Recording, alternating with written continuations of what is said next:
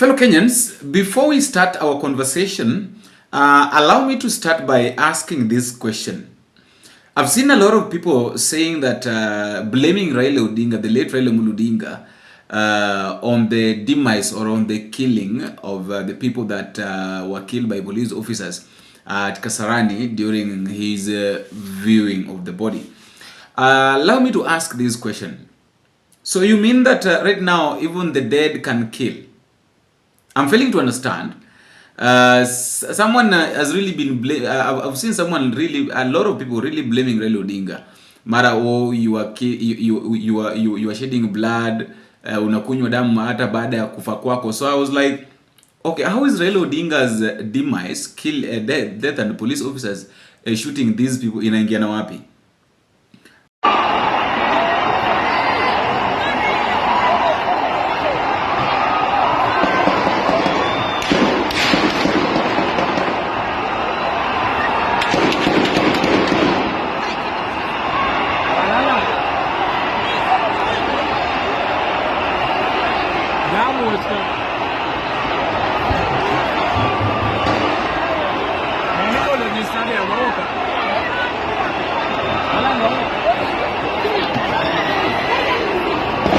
Okay, I know some people are going to talk about the spirituality, yes. But anyway, you'll tell me that at the comment section. Where do those two things go hand in hand?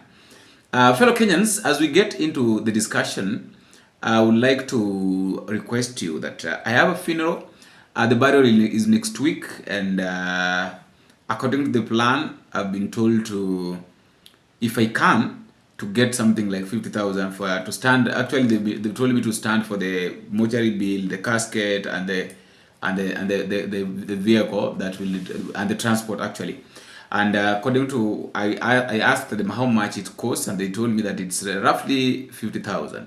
So I'm just requesting, if I can get people who can stand with me on this. You say that you have your 10 bob, your 100 shillings, your 1,000 shillings, your 2,000 shillings. I'll really appreciate. You can just send me via this number, and I'll really appreciate. They need 50,000, and guys, you are the people that I have. You are the people that I know can really help me with this. The burial is next week on Saturday. That will be on 25th.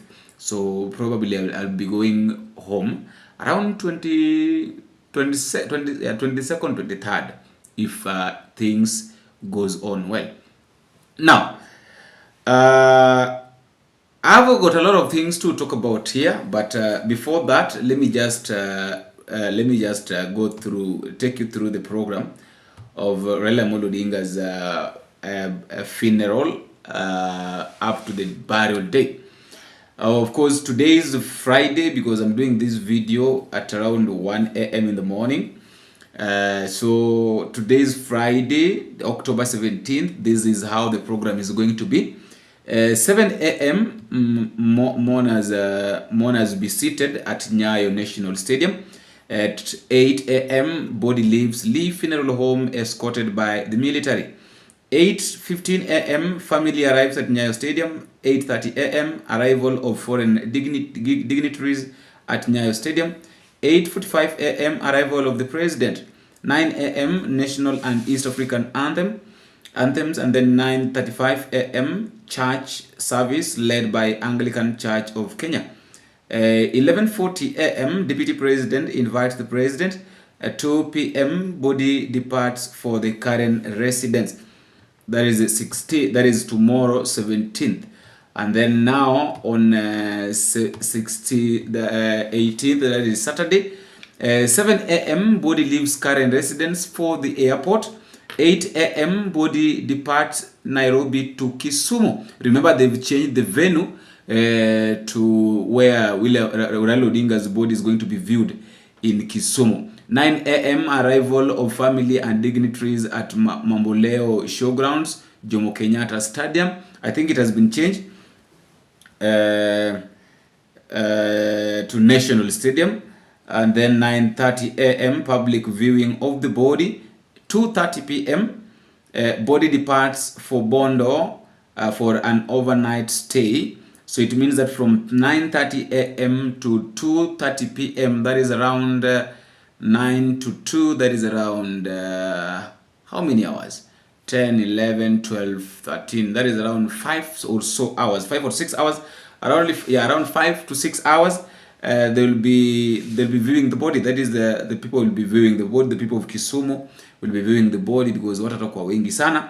And then from 2:30 p.m. body departs for Bondo for an overnight stay, and then 4:30 p.m. arrival of the body in Bondo. 4:40 p.m. prayers led by the Anglican Church of Kenya, and then Sunday, October 19th, 2025, funeral service and burial rites, Bondo, Siaya County, 9 a.m.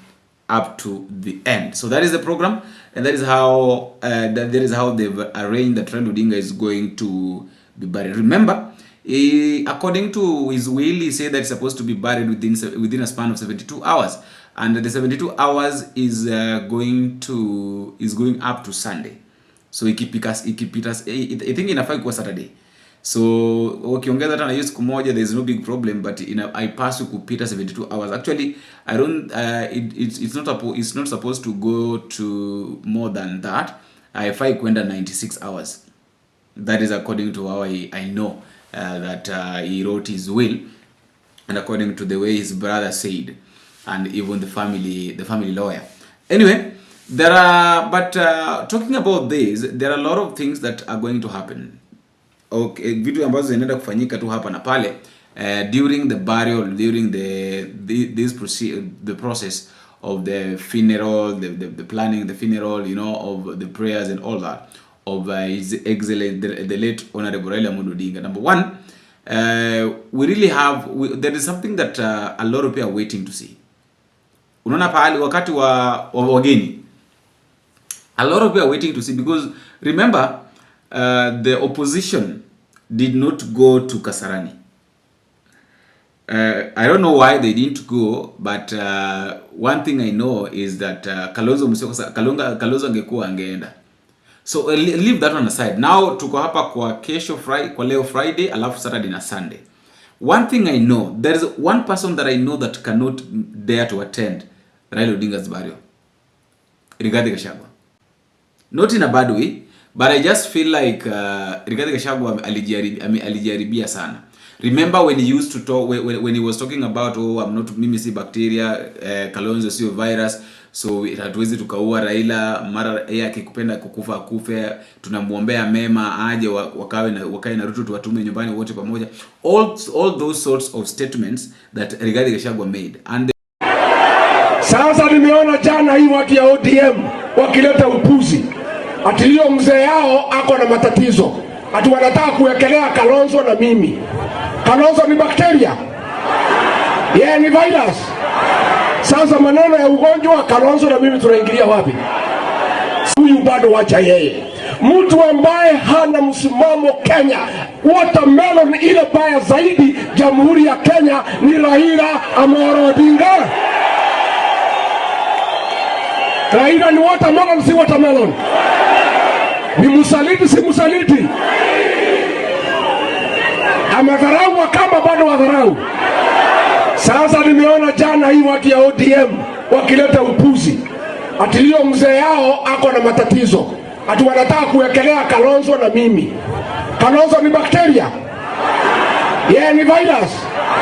Sasa maneno ya ugonjwa Kalonzo na mimi tunaingilia wapi?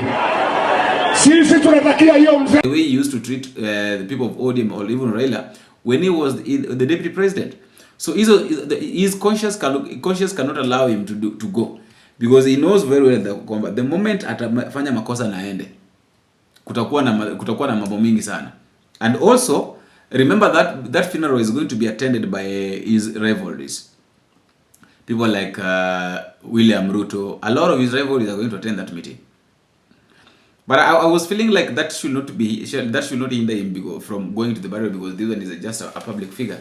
But somebody like Kalonzo Musyoka lazima ataenda, because Kalonzo has been, actually people were asking where was Kalonzo, or where has Kalonzo been. Kalonzo went to for the leadership summit in London, and he's on his way coming back.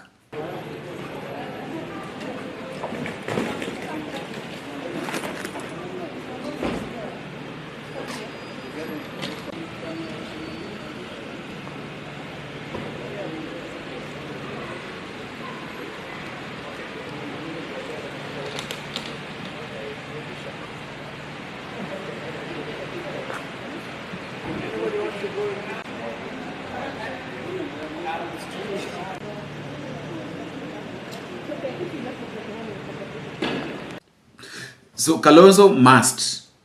In fact, I know from tomorrow he must go and see the body of Raila Odinga.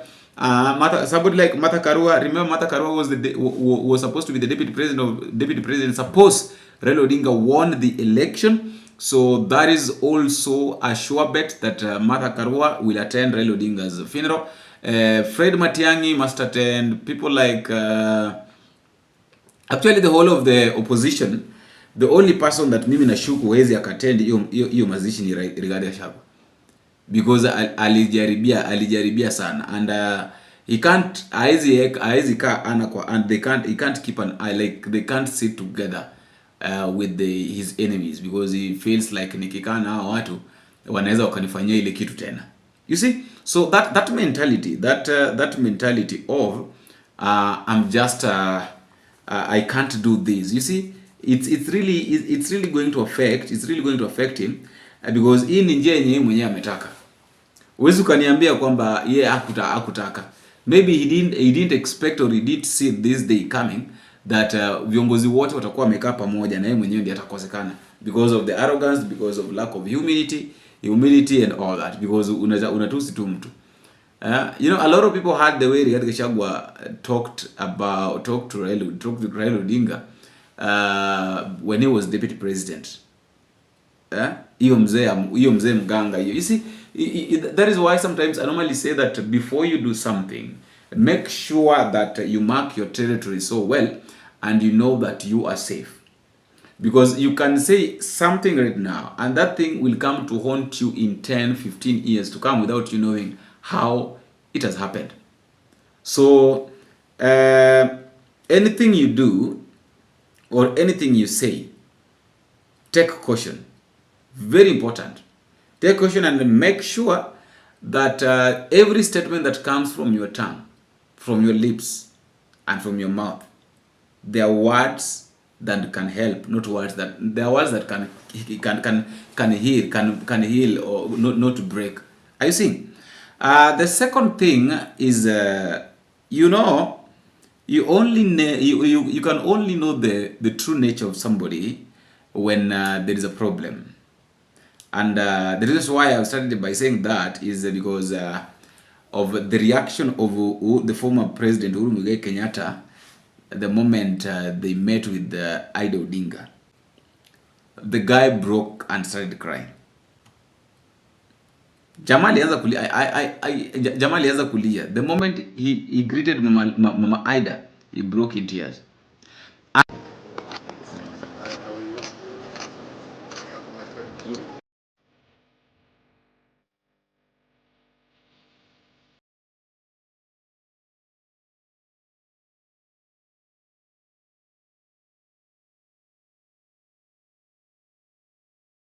so sorry.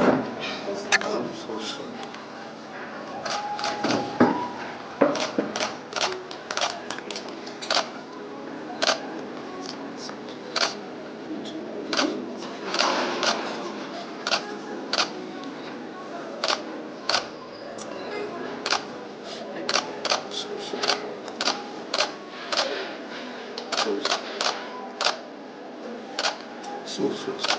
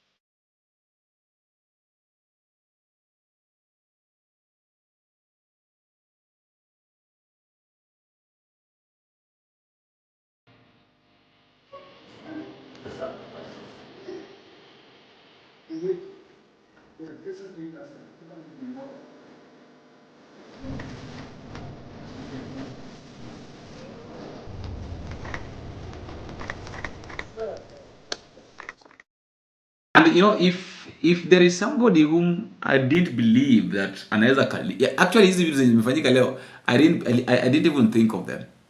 I could not imagine. I could not have imagined that one day Raila Odinga will die. I could not have imagined that one day Uhuru Muigai Kenyatta will literally cry na public ione machozi ikidondoka. So you see, so it's something that I really don't know. I'm trying to figure out one or two things here, and then we shall see. But the truth of the matter is, Raila Odinga really meant a lot kwa watu. Kama unataka kujua that this guy really meant a lot kwa maisha ya watu, look at them. The way they are broken. Angalia mtu kama Sifuna, yani Sifuna amefika point nyingine akasema kwamba whatever will come, let it come. But for me, mimi nimechoka. I don't know whether we are relating. So that is what is happening. That is what we have, or that is exactly what happens when you lose someone that is very much dear to you. And from the look of things, the way I've seen these things, the person that mwenye hiki tumemhit sana, Edwin Sifuna hiki tumemhit sana. I really don't know whether you're also feeling what I'm feeling, that Sifuna, this thing has really devastated Edwin Sifuna na imemdrained kabisa. Actually hata kiondoka public for quite some times, aenda katulie, it's understandable. It's understandable. You see? After all, guys, that is just my thought, and that is all I have for now. Let me know what you think in the comment section, but don't forget to drop me a comment and tell me what you think and where you're watching this video from. Until we meet again, I have been your host, Bombshell. Bingo. Asanteni sana.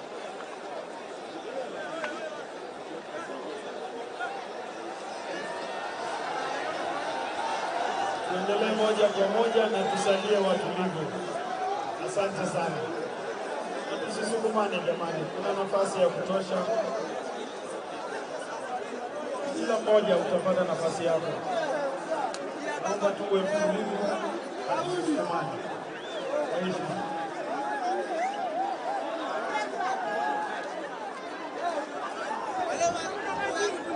Tuko wengi lakini nafasi ipo.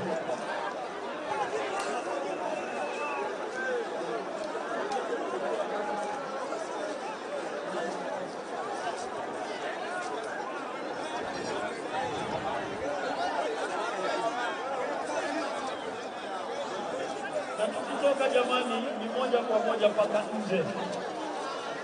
Tusizunguke mara ya pili kwa heshima.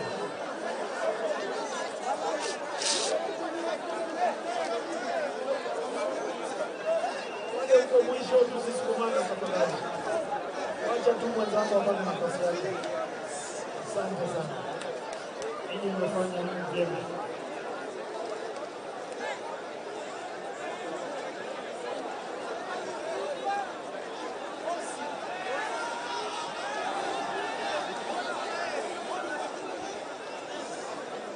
Pole tu ndugu. Pole tu ndugu.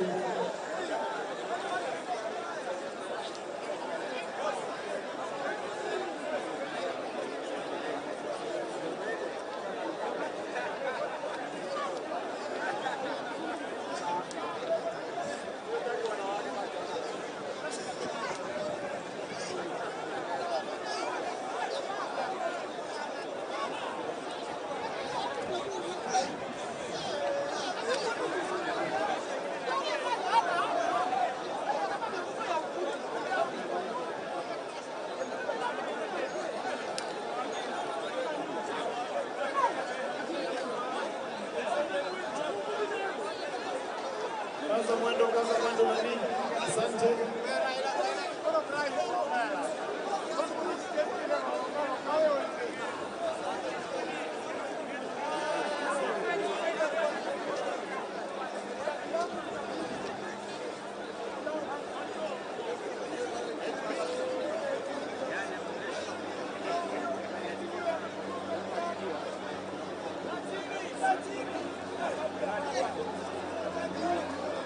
Nafasi iko na utaipata.